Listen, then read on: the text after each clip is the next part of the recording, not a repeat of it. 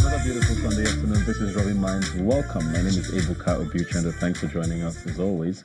We're going to start off the show this week, as we always do, looking back at the past week and all of the headlines that grabbed our attention. And of course, top of the list has to be what's going on in Kano State with regards to the governor of Kano State. There's so much to talk about with regards to an alleged video, or videos actually, because there's more than one, and we hear there's more to come. We're going to be trying to look at that and more.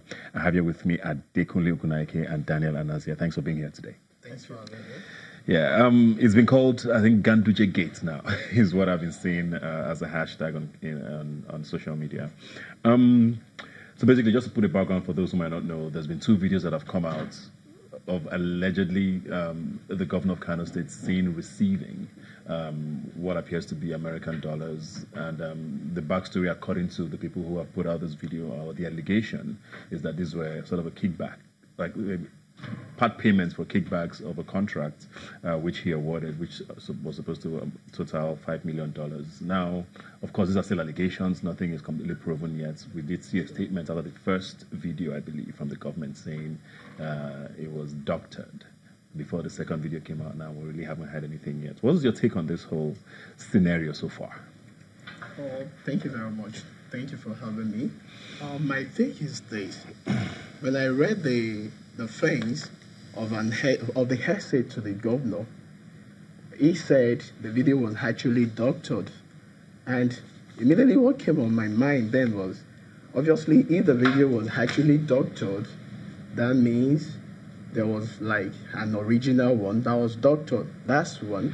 Then secondly, I read on his Twitter page as well, when, he retweeted something that after all, the video does not have a voice. That means he felt, as of then, that was before the second video, he actually felt the validation of the video, of the alleged video, is actually on the basis of the fact that there was no audio. So that, for the fact that there wasn't audio, rather, that could not substantiate the fact that there was actually something of that nature. And before you know, the second one came on here. So at that point, I was out of the concern that does that mean now that there is an audio that ordinarily there was such transaction that happened? That's my take. If his initial take and other well-meaning, high-profile politicians, there was actually an high-profile politician that we exchanged tweets and all of that was on the basis of the fact that there wasn't audio. Now that there is audio, should all Nigerians now, accept the fact that yes, there was a kickback? Yeah. So that's my stance. Daniel, now, like, the entire scenario has been, especially with the second video, with the emergence of the second video, there's been some pretty much silence on the part of government. And people have even wondered why has the federal government or President Buhari's administration, the presidency as a whole, seeing how vehement they are about their fight against corruption. Should they have said something? Should the EFCC have followed up? Is this a state issue, like some have said, and it doesn't concern the federal government? What do you think is happening? Well, if you look at it, I've said time without number that the war against corruption, or the anti-graft war under this government, has been one that is one-sided. When I mean one-sided, it has been the opposition.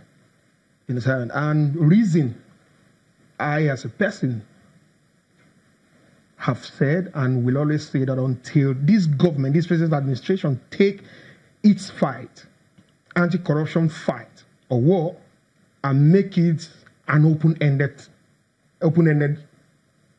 fight, that is when some people will take this government serious about their fight.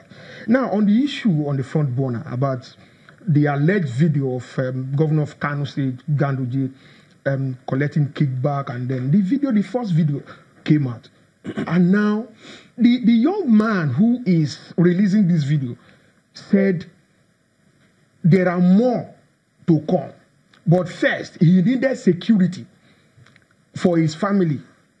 Because he knows in this country, they can come after him. So he knows what he's talking about.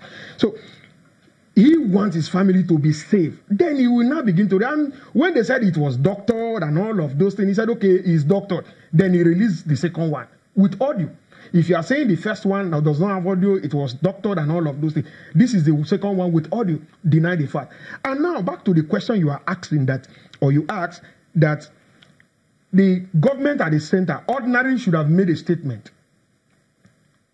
I believe in this, permit me to use this word, this saying from the Holy Book, Bible.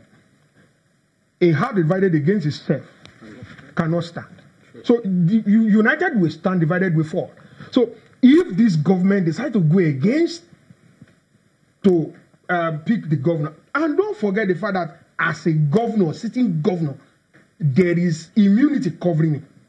So it is that immunity that perhaps the government may not want to do anything. So I am not the spokesperson of the president or the government or the minister, but I believe it's on that basis that the government is kind of keeping silent. But ordinarily, it's believed that if President Buhari, with his acclaimed fight against corruption rather, a statement should have come.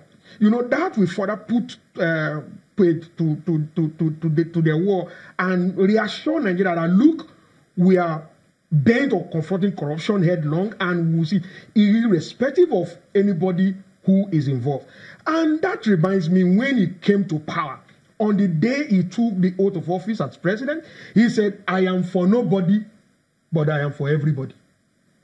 So if on this basis, Nigerians are asking, Mr. President, are you for everybody or you are for nobody? With this case on ground. Maybe let me move a bit. You know, a governor has recently vacated his office, and on the day of handover, inauguration of a new government in a state in Southwest, the said governor, in the person of his known to Governor Ayodele, former Governor Ayodele Fayose of Ekiti State, he submitted himself to the EFCC, and he is still in the EFCC custody. So could that be the case with the Kano State governor? Is it a case of the fact that he is still in government and this cannot be an issue until his immunity goes away? Yes, that's why I say that as a governor, he has immunity covering him. So the EFCC cannot just go in and... Should he resign? Well, because I mean, the principle I asked this because